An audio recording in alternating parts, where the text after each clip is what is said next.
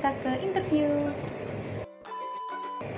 Nah, di sini aku punya tips aja sih, bukan ya saran sih, saran dari aku pribadi gitu.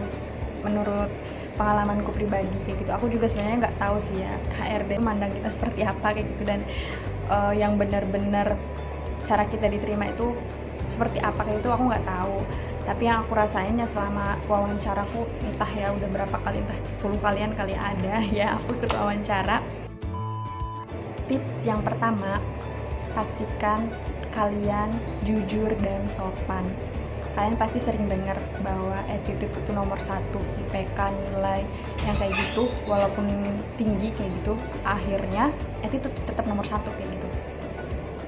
Ya kalau misalkan kalian diwawancara ya pastikan kalau ditanyakan apapun jawab dengan jujur dan sopan kayak gitu. Sopannya itu kayak misal pas diwawancara jangan mainin handphone, pulpen, atau kunci motor. Pokoknya jangan mainin apapun yang memperlihatkan kalian itu nggak menyimak HRD-nya kayak gitu. Jangan memotong pembicaraan. Jadi kalau mau tanya tuh ya setelah diberi kesempatan bertanya, atau pas HRD-nya tuh lagi nggak ngomong izin gitu mau tanya kayak gitu. Terus pas di interview ini kalian boleh tanyakan apapun hal yang belum jelas kayak gitu. Pokoknya tanyain aja, terutama terkait jam kerja bagi mahasiswa nih ya. Mungkin bagi yang bukan mahasiswa juga kayak gitu. Tanyakan terkait jam kerja, bentrok nggak sama jadwal kuliah. Kalau bisa sih tetap prioritaskan yang di kuliah ya. Jadi kalau misalkan nggak sesuai gitu ya, jangan diambil gitu. Terus kalau misalkan bentrok, misalkan bisa nggak kalau jamnya itu dibagi dua, misalkan 3 jam kayak gitu. Pokoknya sampai kalian menemukan titik temu yang oh iya gitu, ini bisa kayak gitu, oh iya ini nggak bisa kayak gitu, sampai benar-benar paham lah. Terus di jam kerja ini kalian juga jangan lupa tanyain jam istirahat kayak gitu, terutama untuk sholat ya. Kalau misalkan dapatnya shift siang atau yang bertepatan dengan waktu sholat kayak gitu, bisa izin sholat atau enggak kayak gitu. Pokoknya tanyakan terkait ibadah, soalnya itu penting. Jangan sampai kita berfokus sama dunia aja gitu sampai lupa sama akhirat. Jadi akhirat tetap nomor satu. Woi, kayak yang iya aku ya. Terus selanjutnya terkait gaji. Nah ini sebenarnya sensitif ya, dan kadang perusahaan itu kayak nggak suka sama orang yang mempermasalahkan gaji gitu. Tapi nggak ada salahnya kalian juga mempertimbangkan terkait gaji ini kayak gitu.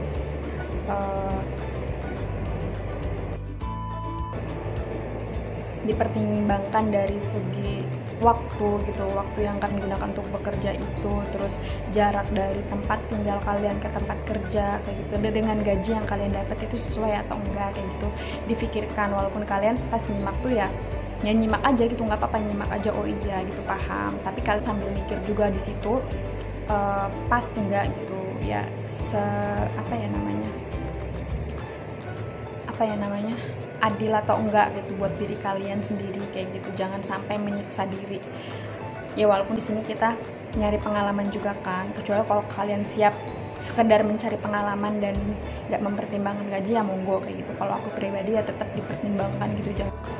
Jangan sampai kalian capek-capek gitu kan kerja, terkait dari waktunya, terus jarak, uang bensin kayak gitu. Pokoknya dipertimbangkan terkait gaji nih, jangan sampai merugikan kalian. Minimal ya ada pokoknya minimal ada untungnya kayak gitu buat kalian, nggak merugikan kalian kayak gitu, dan kalian nggak merasa terpaksa kayak gitu.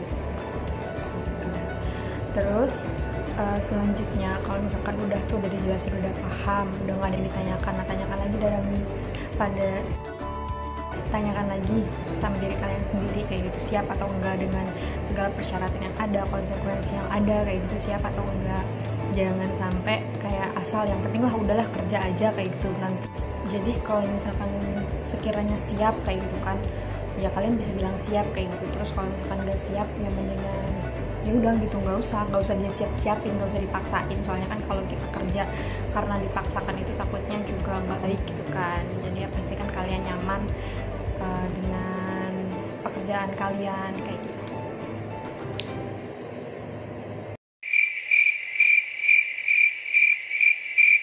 Nah nanti juga pas di akhir pasti HRD-nya tuh bakal nanyain kalian siap atau enggak kayak gitu. dengan keadaan di perusahaan itu kayak gitu, nanti bakal ditanyain. Jadi ya disitulah kalian harus benar-benar bisa memutuskan siap atau enggaknya. Tapi di situ belum tentu kalian diterima gitu ya, enggak. Jadi kayak mereka juga tetap menyeleksi lagi dari hasil interview itu. Jadi kalau misalkan udah interview tuh, kalian bakal disuruh pulang dan nunggu informasi selanjutnya. Nah, selama di rumah itu kalau kalian siap buat kerja ya berdoalah sebanyak-banyaknya untuk biar bisa diterima di tempat yang kalian lamar itu. Kayak gitu. Kalau misalkan keterima ya nanti bakal ada training kayak gitu sih, dilatih dulu, nggak langsung harus bisa banget, nggak, pasti ada trainingnya. Tapi ada juga yang kadang mereka tuh saking butuhnya kayak gitu ya, kita ngirim berkas aja lewat WA kayak gitu bisa langsung diterima, besoknya bisa langsung kerja tanpa lewat interview lagi. Ada juga yang interview dan menurut mereka bagus gitu kan, udah bagus lah, bisa juga langsung diterima pas interview itu dan disuruh langsung kerja kayak gitu kalau mereka lagi butuh banget gitu dan kitanya bagus menurut mereka gitu sih. Nggak harus nunggu informasi lagi ya, macam-macam lah pokoknya, intinya seperti itu. Udah sih itu aja sedikit pengalaman dari aku, kurang lebihnya aku mohon maaf. Aku juga bukan yang udah paham banget gitu ya terkait nyari kerja dan interview kayak gitu, cuma pengen sharing aja sih apa yang aku rasakan dan yang aku alami gitu. Ya pengalaman ini juga sebagai pelajaran buat aku pribadi ke depannya kayak gitu, dari sekian banyak drama yang sudah dilalui kayak gitu. Terus ya semoga bisa dijadikan pelajaran juga buat teman-teman, bisa diambil manfaatnya kayak gitu. Cuma pengen sharing aja sih, kalau misalkan ada yang baik yang mau diambil, kalau ada yang buruk atau salah-salah kata yang mau ditegur kayak gitu. Udah itu aja sih. Terima kasih yang sudah menonton, semoga bermanfaat. Assalamualaikum.